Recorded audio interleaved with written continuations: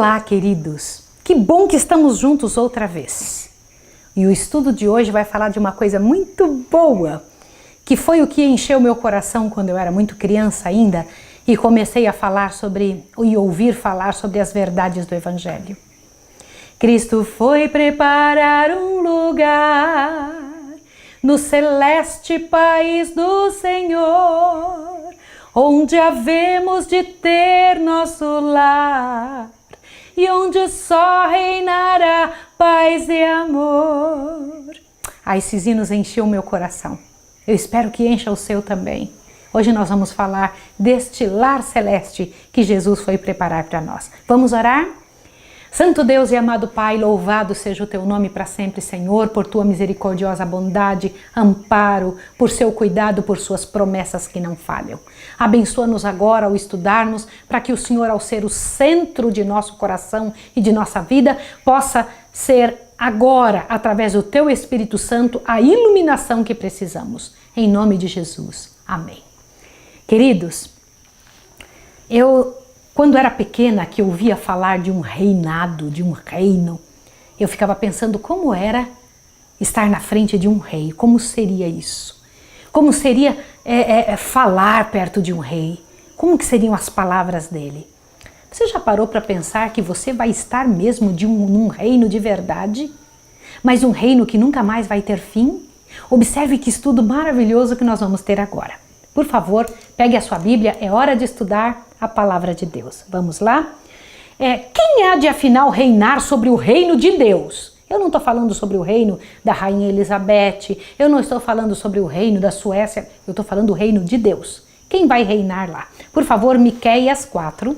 Lá em Miqueias, lembra dos livros do Velho Testamento? São livros bem pequenininhos, são os profetas menores, lembra? Acha, por favor, o livro de Miqueias.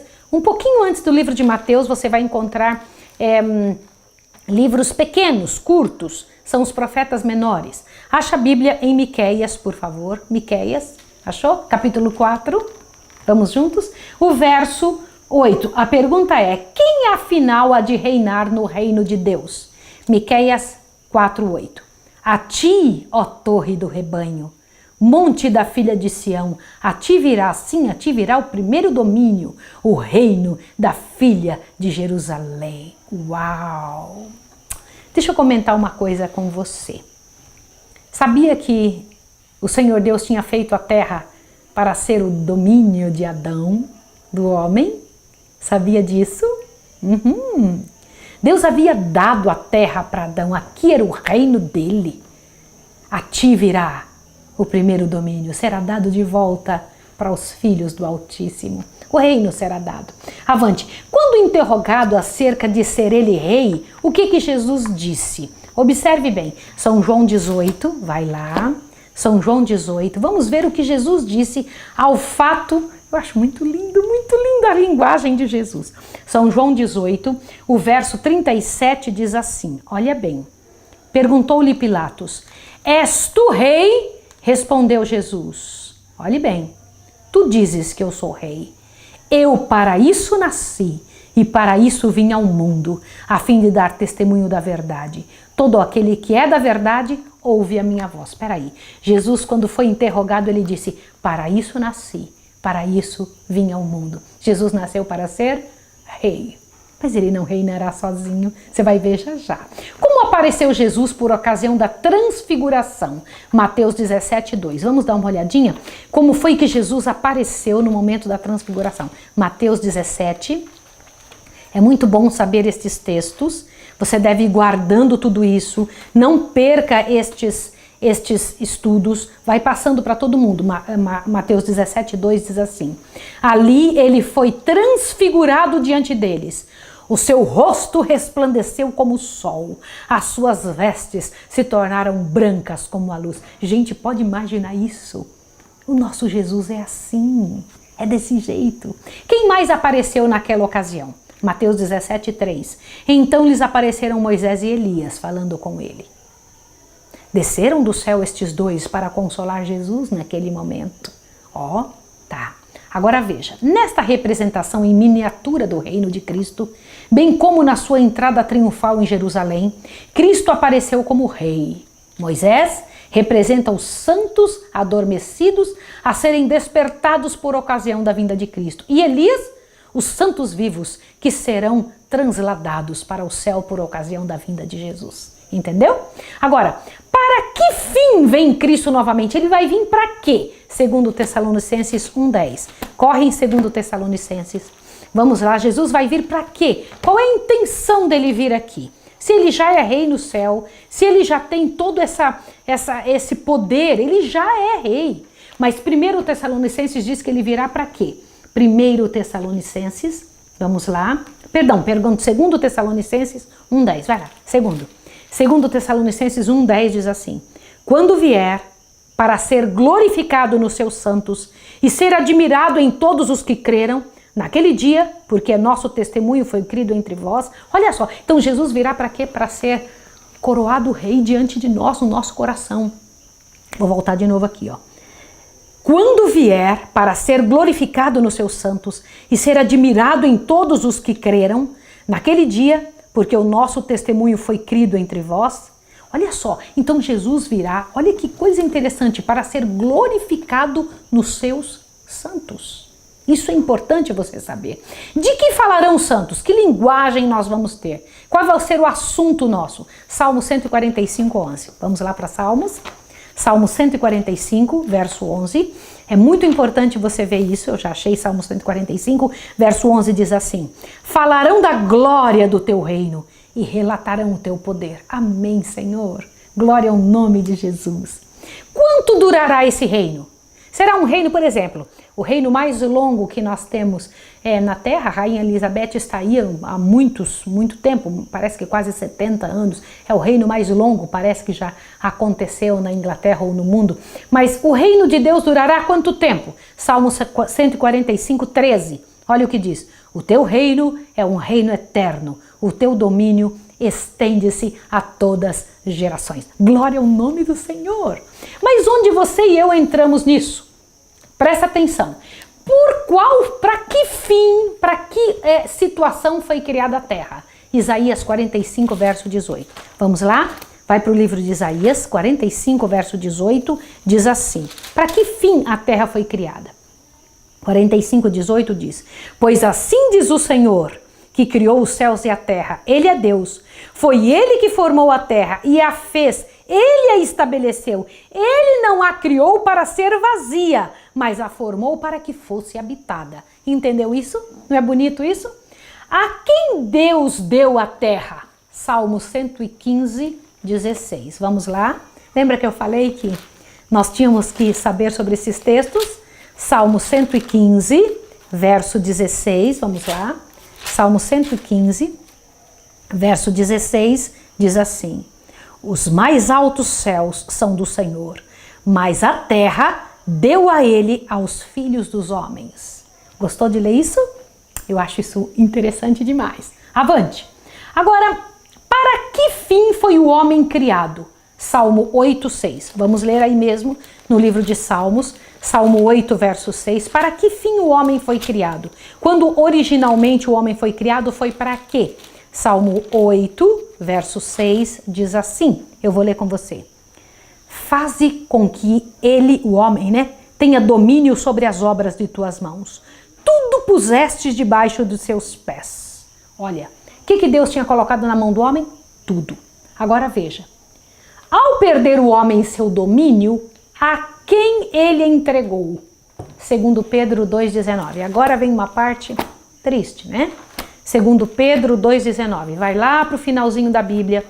Segundo Pedro 2,19, você vai encontrar quando o homem perdeu o domínio que tinha recebido totalmente de Deus, o que aconteceu? Segundo Pedro 2, o verso 19, diz assim, olha só. Prometendo-lhes liberdade, sendo eles mesmos escravos da corrupção, porque de quem um homem é vencido, deste mesmo se torna escravo. De quem o homem foi vencido? Passou para as mãos do inimigo. Você sabe disso, né? O homem foi vencido por Satanás no jardim do Éden e ali se entregou, bem como sua posse, às mãos do seu conquistador. Ao tentar a Cristo, de que se arrogou Satanás ser proprietário? Vai lá correndo, por favor, em Lucas 4. Dá uma olhada que Satanás, ele disse claramente na tentação que ele era dono de alguma coisa. Lucas 4, dá uma olhadinha aqui, versos 5 e 6, diz assim: o diabo, levando-o a um alto monte, mostrou-lhe num momento todos os reinos do mundo. Disse-lhe o diabo: dar-te-ei toda esta autoridade e a glória destes reinos, pois a mim me foi entregue, e a dou a quem quiser. Olha o que ele disse. Portanto, se me adorares, tudo será teu. Satanás disse que ele era dono do quê? Entendeu bem, né? Que coisa terrível. Por intermédio de quem será estabelecido o primeiro domínio? O primeiro domínio que era de Adão será restabelecido através de quem? Agora, olha, você acabou de ler isso comigo? Você acabou de ler lá em Miqueias 4:8. E a ti, ó torre do rebanho, monte da filha de Sião, a ti virá sim, a ti virá o primeiro domínio, o reino da filha de Jerusalém. A torre do rebanho é Cristo. Bendito seja o nome do Senhor. Por que disse Cristo são os mansos bem-aventurados? Olha só, vamos lá, Mateus 5:5. Vamos juntos? Quando você entender isso daqui, você vai gostar. Mateus 5:5. Olha uma das promessas de Jesus. Ele disse assim: bem-aventurados mansos, porque eles o quê?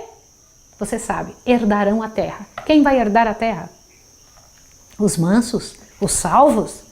Bom isso. Esta herança não pode ser realizada na terra, porque em geral os verdadeiros mansos poucos bens terrestres possuem, somente na nova terra. Os justos não são recompensados aqui. Seremos recompensados quando Jesus voltar. Vamos ver quando eles serão recompensados. Provérbios 11. Corre em Provérbios. Você vai ver Provérbios 11. Rapidinho, eu sei que é fácil de achar Provérbios.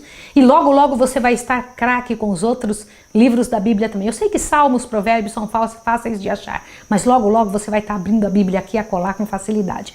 Provérbios 11, achou? Olha agora o verso que eu quero que você veja, é o 31. Dá uma olhada. Se o justo é punido na terra, quanto mais o ímpio e o pecador. Nós somos punidos aonde? Na terra. Agora, onde serão os justos recompensados? Eis que o justo é punido na terra, quanto mais o ímpio e o pecador. Qual será a diferença entre o galardão do justo e do ímpio? Qual será? Agora dá uma olhadinha em Salmo 37, corre em Salmo, para que você entenda que é muito sério isso. Salmo 37, corre, já pegou? Pegou o livro de Salmos 37, lá no iniciozinho. Você tem uma Bíblia nova, uma Bíblia boa de passar as páginas. A minha já está velhinha, fica difícil de trabalhar, mas a gente chega lá. Salmo 37, você vai encontrar o verso 34, diz assim. Olha só o que diz aqui. Espera no Senhor e guarda o seu caminho. Ele te exaltará para herdares a terra. Tu verás quando os ímpios forem exterminados. Entendeu isso? Aqui mesmo receberemos a nossa recompensa, tanto um quanto o outro. O justo receberá a recompensa aqui, porque receberá a terra, e o ímpio receberá a recompensa aqui, porque serão exterminados. Entendeu a situação? Avante um pouquinho mais. Que promessa foi feita a Abraão no tocante à terra? Gênesis 13. Vai lá no primeiro livro da Bíblia, Gênesis capítulo 13. Você vai encontrar agora, foi feita uma promessa para Abraão, que inclui você e eu.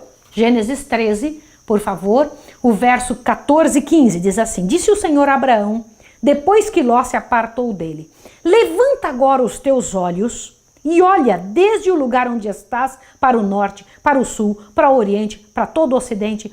Toda essa terra que vês, hei de dar a ti e a tua descendência para sempre.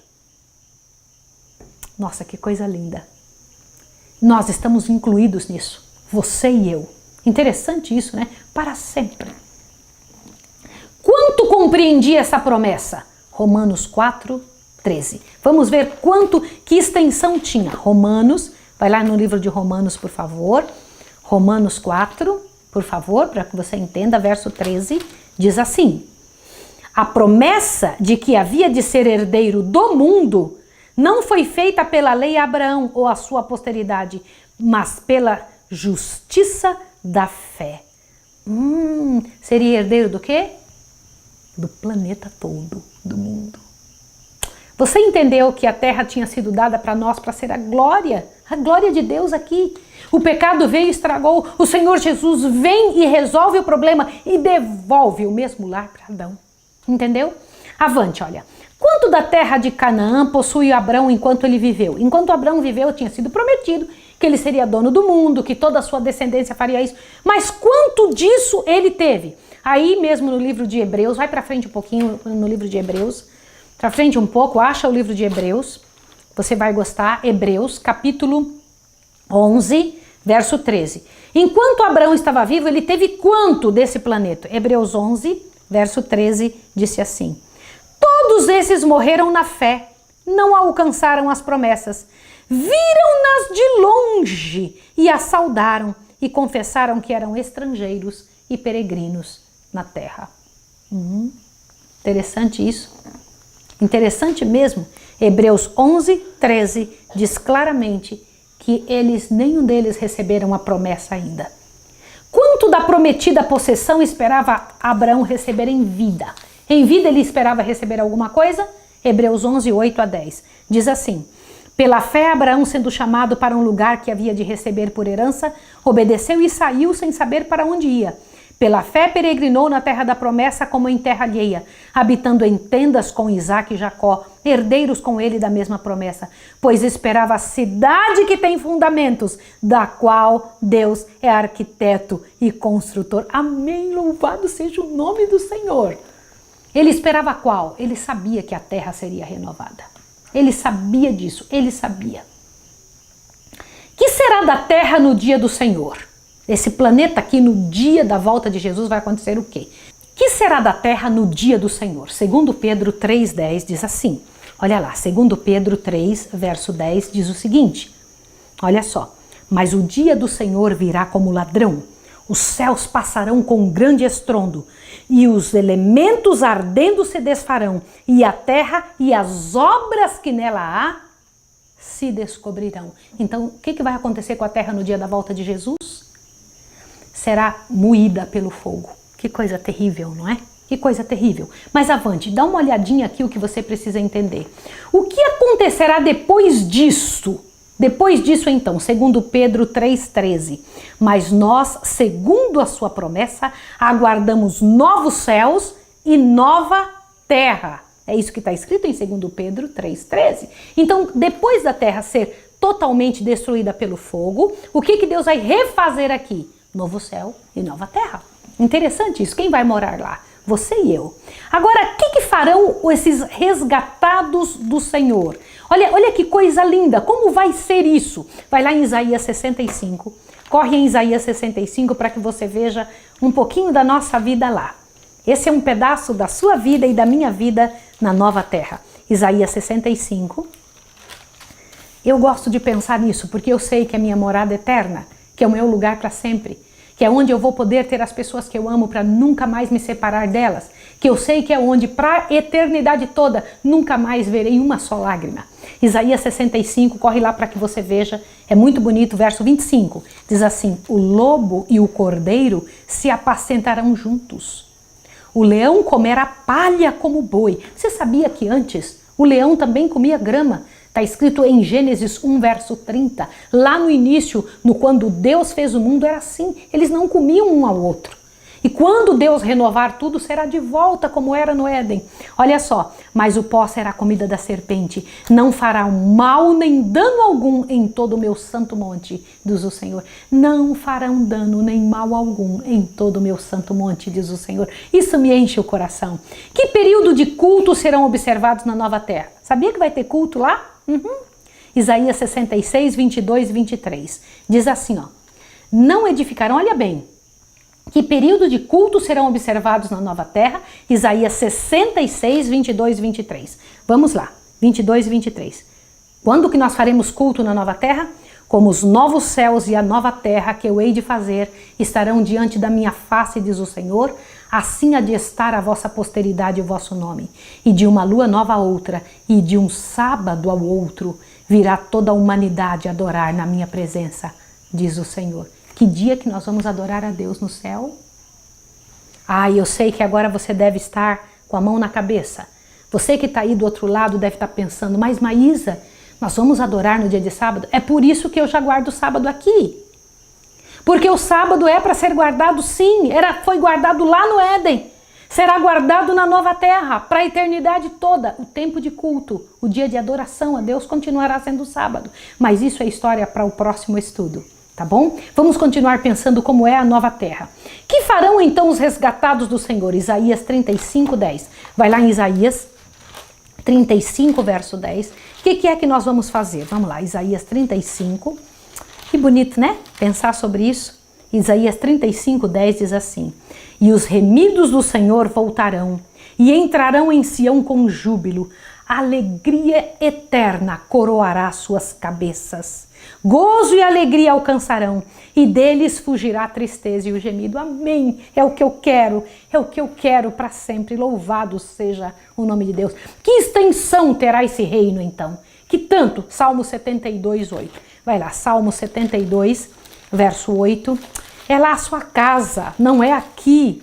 É lá que nós vamos. Vale a pena você se esforçar para isso. Salmo 72, verso 8 diz assim, ó: dominará de mar a mar, e desde o rio até todas as extremidades da terra. Que extensão é o reino do nosso Jesus?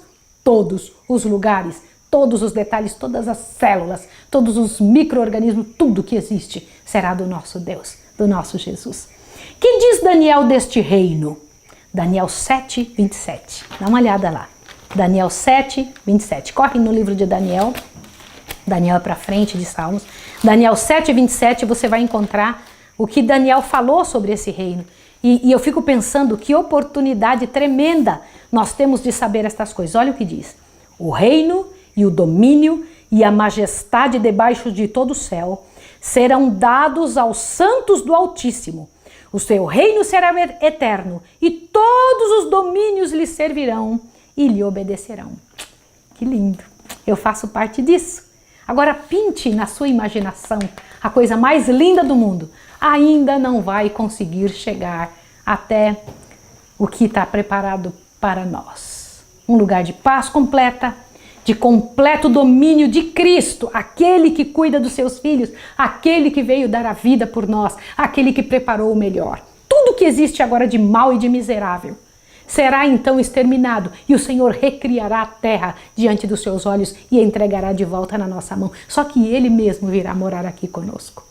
Não é maravilhoso? Isso é para você. Vale a pena restaurar a vida, cuidar das coisas para a volta de Jesus. Vamos estudar sobre o dia de Deus? Vamos estudar o próximo estudo, nós vamos estudar sobre isso. Vamos orar juntos? Santo Deus e amado Pai, glórias ao Teu nome pela oportunidade que temos de estudar, saber da Tua vontade. Ajuda-nos a estudar as Tuas leis, Senhor, no próximo estudo sobre o Santo Sábado, para que possamos entender por que é da Tua vontade que tenhamos este dia de guarda no céu. Em nome de Jesus, abençoe essa pessoa que está ouvindo e nos prepare para encontrar Jesus quando Ele voltar nas nuvens dos céus. Em nome de Jesus, rogamos e agradecemos. Amém. Deus abençoe você e até o próximo estudo.